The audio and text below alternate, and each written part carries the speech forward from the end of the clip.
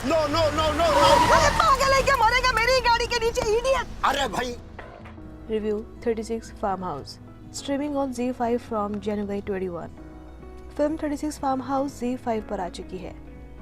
बॉलीवुड के मशहूर फिल्म निर्माता सुभाष घई 36 Farmhouse के साथ अपना डिजिटल डेब्यू कर रहे हैं। सुभाष घई कालीचरण, कर्ज, विधाता, राम लखन, सौदागर, खलनायक, परदेस और ताल जैसी फिल्में बना चुके हैं। राम रमेश शर्मा द्वारा निर्देशित फिल्म में अमोल पाराशर, बरखा सिंह, विजय राज, संजय मिश्रा और फ्लोरा सैनी हैं। सुभाष घई ZEE5 की फिल्म 36 Farmhouse के साथ अब OTT स्पेस में एंट्री ले रहे हैं। इस फिल्म का निर्माण करने के साथ उन्होंने इसका लेखन किया है और संगीत भी तैयार किया है। 36 Farmhouse एक भव्य फार्म हाउस में रहने वाले एक संपन्न परिवार में एक हत्या की जांच के इर्द गिर्द स्टोरी है। नौकरों से लेकर परिवार के सदस्यों तक हर कोई एक संभावित सस्पेक्ट है। 36 Farmhouse एक मर्डर मिस्ट्री के बारे में है जिसे हास्य के साथ पेश किया गया है।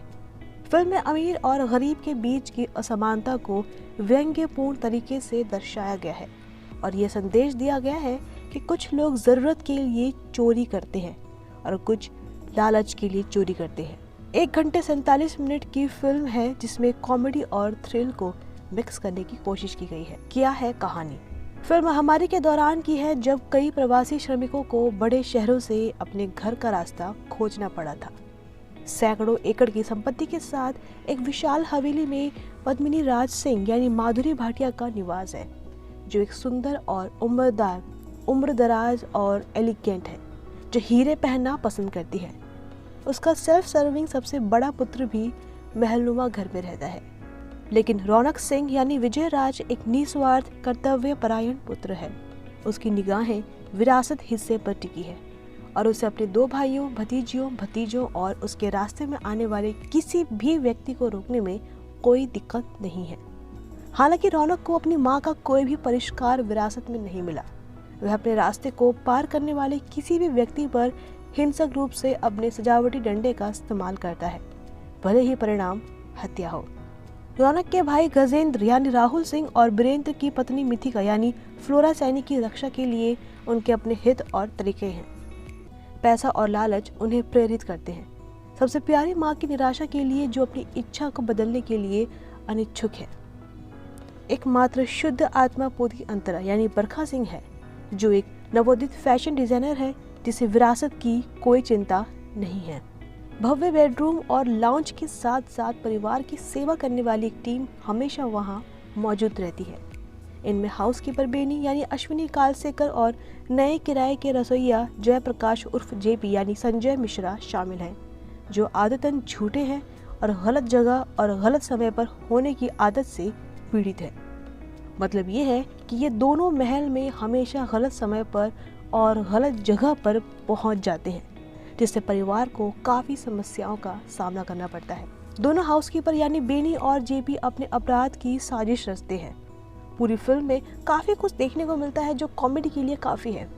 जयप्रकाश और उनका बेटा हैरी यानी अमोल पाराशर उन लोगों में शामिल है जिन्होंने उनका सामान हड़प लिया है और सुरक्षा की चिंता से जूझ रहे हैं और परिवार के घर वापस जाने की कोशिश कर रहे हैं। शुरुआती दृश्यों में रौनक को एक वकील द्वारा चेतावनी दी जाती है कि वह अपनी मां के भाग्य को अपने दम पर विरासत में नहीं ले पाएगा। इसके अलावा भूमि को उसके और उसके 2 छोटे भाइयों के बीच समान रूप से विभाजित किया जाना चाहिए। वकील हालांकि मुठभेड़ के तुरंत बाद गायब हो जाता है और पुलिस सभी नौकरों और परिवार के सदस्यों पर संदेह करना शुरू कर देती है। अगर बात स्क्रिप्ट की करें तो कंटेंट जिस तरह से हो सकता था वो हो नहीं पाया है। ढीली स्क्रिप्ट के दम पर कि दिग्गज कलाकार भी फिल्म को कितना खींच सकते हैं। शायद नए वक्त के साथ सुभाष घई जैसे डायरेक्टर स्क्रिप्ट को पूरा कस नहीं सके। कुछ जरूरत के लिए चोरी करते हैं, कुछ लालच के लिए चोरी करते हैं। कई जगह अच्छे डायलॉग हैं, लेकिन अधिकतर पूरी फिल्म में बेहतरीन डायलॉग्स की कमी नजर आती है। अखिलेश श्रीवास्तव की सिनेमेटोग्राफी अच्छी है। एक अनुभवी फिल्म निर्माता सुभाष घई ने संगीतकार और गीतकार के रूप में भी अपनी शुरुआत की है।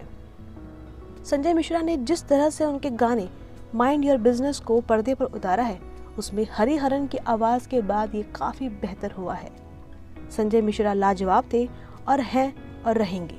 उनकी कॉमिक टाइमिंग मस्त है और वह जीबी को सबसे यादगार और मज़ेदार किरदार बनाते हैं। एक और किरदार जो सबसे अलग है वह है अमोल पाराशर द्वारा निभाया गया हैरी। ये पिता पुत्र की जोड़ी गुप्त उद्देश्यों के साथ घर में प्रवेश करती है। माधुरी भाटिया ने यानी उर्फ पद्मिनी राज सिंह के अपने चित्रण में एक ईमानदार प्रदर्शन दिया है, जो परिवार की कुलपिता है, जो चाहती है कि उसका परिवार उसे उसके पैसे से ज्यादा प्यार करे। रौनक के रूप में विजय राज उम्दा लगे हैं। अंतरा जो अपनी नानी से स्नेह खोज रही है, बरखा सिंह ने बखूबी निभाया है।